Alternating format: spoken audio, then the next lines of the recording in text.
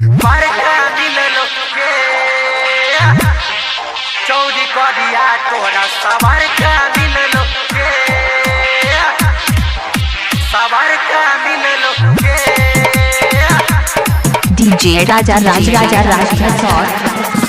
माँ Gayatri recording studio.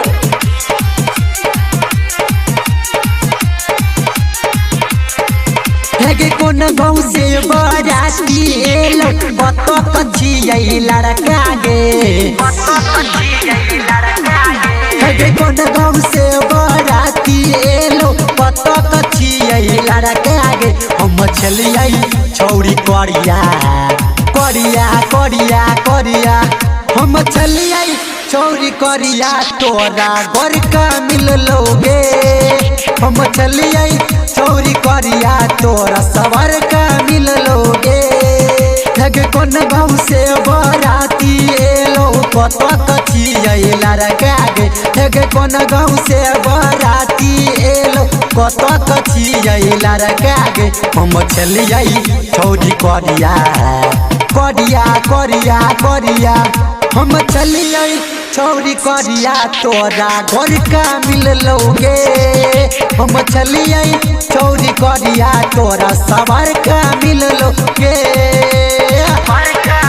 DJ राजा राज चौरी करिया तोरा सवार का मिललो के सवार का मिललो के अभी आप सुन रहे हैं डीजे शिव नारायण। गई तोहारा जवनिया के गरदा उड़ा बछौ बार बार मुहना हाथ घुसिया बछौ।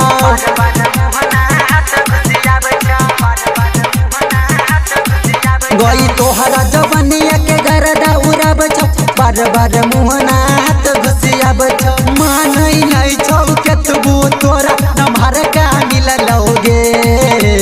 मानै नहीं छौ केतनो तोरा नम्हर का मिललोगे। हम चलियै छौरी करिया करिया करिया करिया हम चलियै छौरी करिया तोरा घर का मिललोगे। हम चलियै छौरी करिया तोरा सवार का मिललोगे।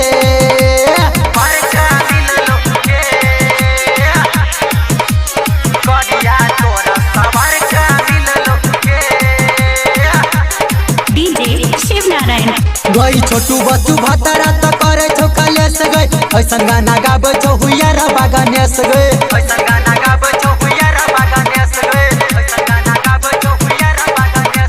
छोटू बच्चू भतरा त करे छौ कलेस गई ऐसन गाना गाबै छौ हुइयार बागानेस गई। बैजनाथ किशन आके तोरा सवार का मिललोगे। बैजनाथ बिसुन आके तोरा सवार का मिललोगे। हम चलियै छौरी करिया करिया करिया करिया हम चलियै छौरी करिया तोरा घर का मिललोगे। हम चलियै छौरी करिया तोरा सवार का मिललोगे। आगे कोन गाँव से बराती एलै कतो कछियै लड़का गे। आगे कोन गाँव से बराती एलो कतो कछियै लड़का गे। हम चलियै छौरी करिया करिया करिया करिया हम चलियै छौरी करिया तोरा घर का मिललोगे। हम चलियै छौरी करिया तोरा सवार का मिललोगे।